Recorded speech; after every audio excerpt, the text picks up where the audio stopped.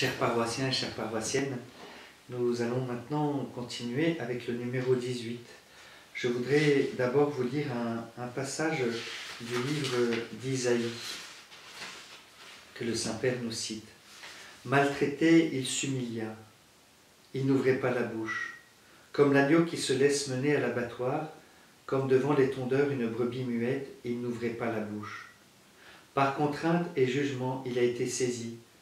Parmi ses contemporains, qui s'est inquiété qu'il avait été retranché de la terre des vivants, qu'il ait été frappé pour les crimes de son peuple?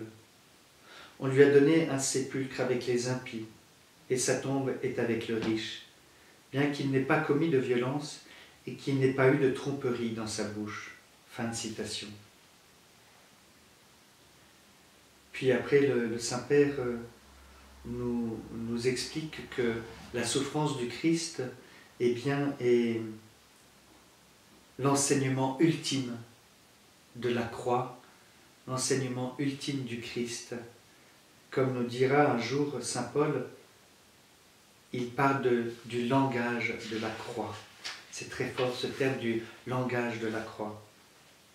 Puis après, le Saint-Père commente cette parole du Christ, « Mon Dieu, pourquoi m'as-tu abandonné ?» Et il nous dit que dans l'humanité sainte du Christ, il y a eu cette impression d'être coupé du Père, d'être coupé de cette union filiale avec le Père. Et du coup, il y a dans cette souffrance du Christ aussi toutes les souffrances d'abandon que nous pouvons aussi ressentir.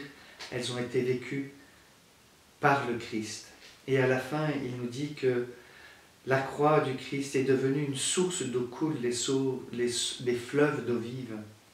C'est en elle aussi que nous devons poser la question du sens de la souffrance et trouver jusqu'au bout la réponse à cette question.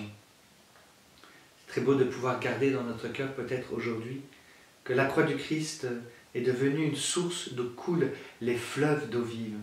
Nous savons que par la souffrance du Christ, eh bien, il y a ces fleuves d'eau vive qui descendent sur chacun d'entre nous.